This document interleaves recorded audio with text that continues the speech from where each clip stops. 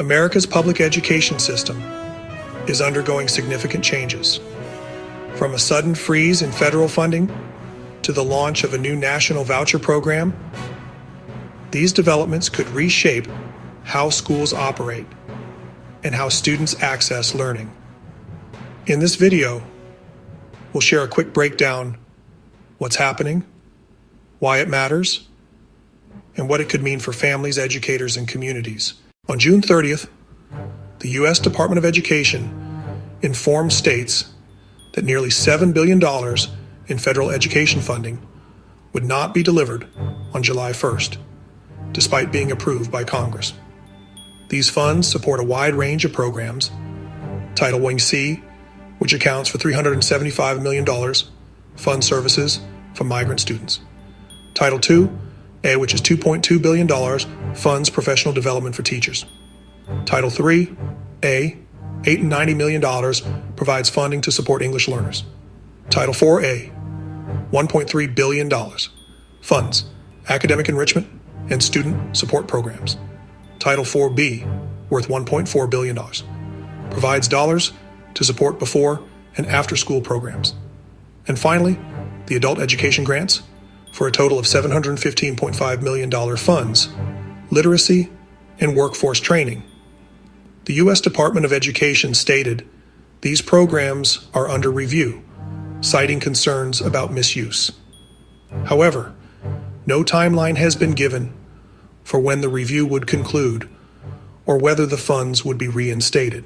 The effects were felt immediately by schools, especially given the short notice. Many states have instructed adult education providers to suspend services. School districts have had to cancel summer professional development programs. Some after-school programs that operate during summer months have also been shut down. Districts with high numbers of English learners and students from low-income households are expected to be hit hardest. These programs often serve as lifelines for students who need extra support to succeed. At the same time, a new federal initiative was introduced as part of the Big Beautiful Bill, as President Trump calls it. It includes the first ever national private school voucher program. Here's how it works. Taxpayers will be able to receive federal tax credits up to $1,700 for donations to scholarship granting organizations. These organizations award scholarships to K-12 students to attend private schools. However, states must opt into the program for residents to participate. The Senate version of the bill removed the cap on the government's spending on the program. Supporters say it expands school choice. Critics argue it could divert funds from public schools. But the program is now law, and its rollout is expected to begin soon. In a separate development that provided some good news for schools, the U.S. Education Department did reverse its freeze on pandemic relief funds.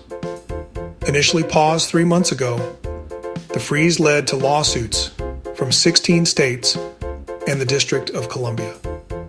A judge allowed those states to continue spending, while others were restricted from doing so. Now the department has reinstated the original deadline of March 2026 for spending these funds. Education Secretary Linda McMahon cited fairness and consistency as reasons for the reversal.